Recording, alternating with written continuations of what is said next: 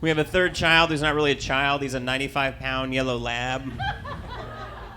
And he's exactly the right height that at 3:30 in the morning he can come by the bed and put his face here and have this conversation with me.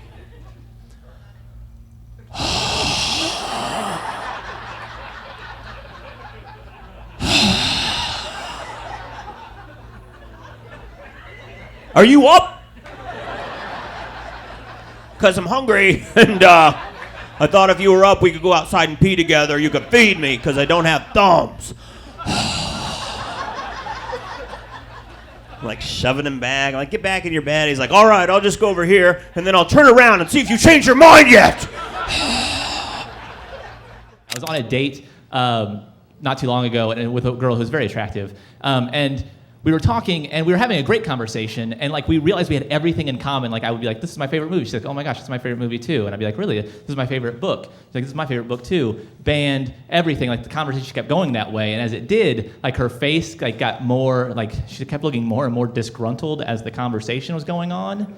I was like, oh, she's just now realizing this is what the man of her dreams looks like. Like that's, take a second, I get it. Soak it in. Because women, for better or for worse, the society we live in, like they're geared from like very young age to wait for Prince Charming, right? That like a gallant knight is going to ride in and whisk them off. And if this is what your gallant knight looked like, I could see, like this is just one situation where the trailer is clearly better than the movie, right? Like, do you ever mess up walking? Right? You're like, oh, I've only been walking most of my life. Let me just try to pass this stranger in a hallway. And you pull one of these where you go,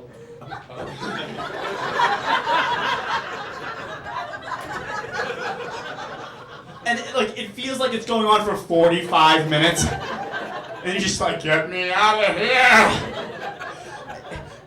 And in that moment, pay attention, right? Because you can never say words.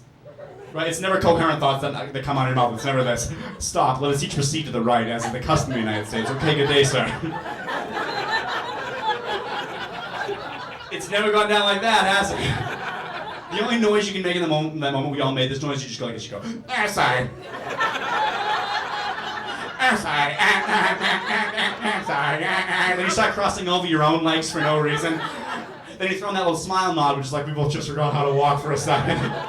I'm gonna go over here and throw up. Let's not tell anyone. I'm sorry. The day that I moved into my house, my neighbor knocked on my door to ask if he could borrow $5 so he could finish making a batch of beef jerky.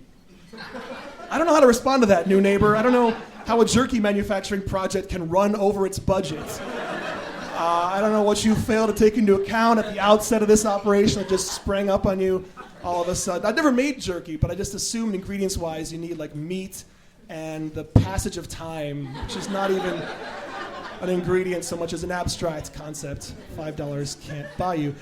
The problem is I'm a pushover, so I gave him the $5 just to get him away. And he was like, thank you, by the way, I can't pay you back in cash, but in jerky. You can just go, it's fine. But sure enough, the next day he comes a knocking, kind of sheepishly holding in his hand what I then have to presume is a nickel bag of jerky. And then I have to pretend like I know enough about the street value of jerky to know if he's like hooking a brother up with some extra teriyaki or something.